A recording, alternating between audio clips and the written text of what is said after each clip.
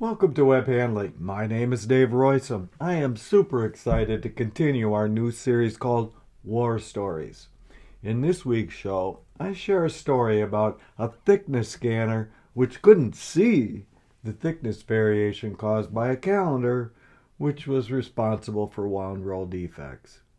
I know your time is precious, so let's get started.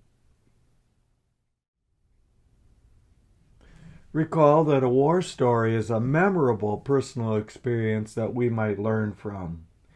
We are guided by the saying that the smart person learns from their own mistakes, but the wise person learns from the mistakes of others. This story is about a scanner which couldn't see what was readily apparent to the winding machine and the winding machine operators. While the defects are specific to only one of my visits to some 1,000 different plants, the generalities are emblematic of scores of visits. I got a call from a paper mill. They were having defects on the end rolls, even though the scanner showed level. When I got there, it was immediately apparent that the web was not level. That is because there were big gaps between the wound roll and the rider roll on the ends. In short, the set of rolls had a distinct football shape.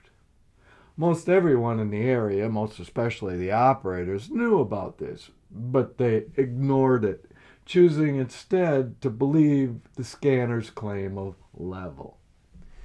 It is true that the lack of level in the web can be independently verified by lab tests or by sounding the hardness of the rolls with a stick or an instrument.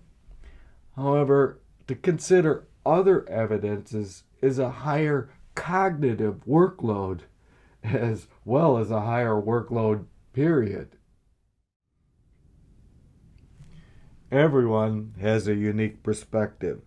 Call it experiences or biases or whatever. Mine comes from seeing 10,000 winders run in 1,000 plants. Mine comes from being burned so many times, trusting in instruments that claimed that a product or a machine was level or otherwise operating properly. So, my first guess, and that is all it was at the time, is that the scanner had nowhere near the resolution to see the thickness variations that would trouble the winder, the wound roll, and the customer alike. As I've written scores of times, that variation tends to be on the order of 1% where you have few problems to 10% where you have few products that are commercially acceptable to customers. Because of my experiences, or biases if I am honest with myself, I seldom bother to look at scanners and instead just look at the wound rolls themselves. However, this time I asked to see the scanner. My client took me over and I found out to my surprise that the scanner was before the calendar. So it is possible that basis weight and thickness might have been okay there. It's really hard to tell.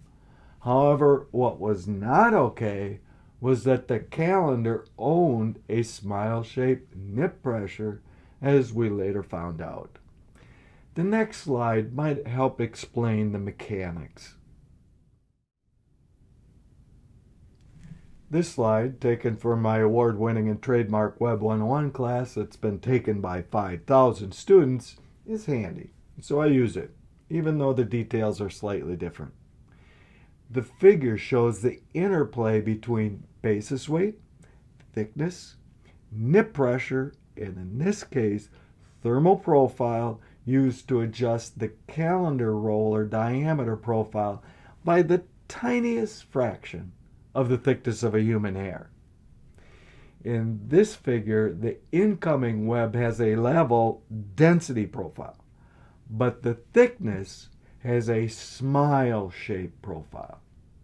To try and level the thickness, we can heat the center of the calendar rolls ever so slightly, which causes the diameter to swell ever so slightly, and thus increases the relative nip there. As expected, the web thickness profile will become closer to level, but the web density will be higher in the middle due to the greater compaction in the middle of the calendar. Note that the size of the temperature and diameter profiles needed to adjust the web are truly tiny, as little as 2 degrees C, or the equivalent diameter difference of the tenth of the human thickness of human hair can make a huge difference. Finally, note that this behavior is strictly for compressible webs, such as non-wovens, paper, and tissue, but not incompressible webs, such as rubber and metal and plastics. With incompressible webs, uneven calendaring turns into uneven lengths, bagginess, instead of uneven density.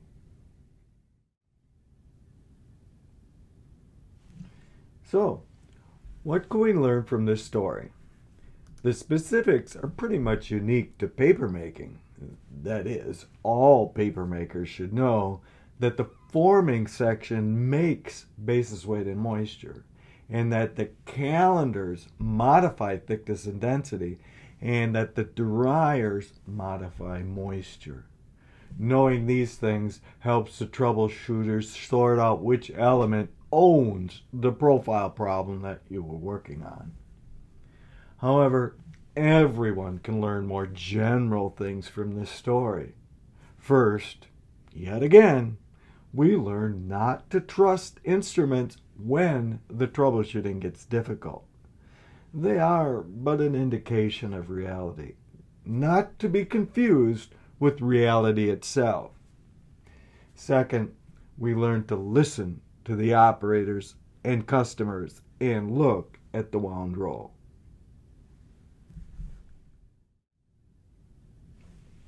I hope you've enjoyed this winding story. Stay tuned for next week's show, where I sum up my distrust of measurements with what I call the Roysum rule of instrumentation. If you have a topic you would like to hear about, let me know in the comment section below.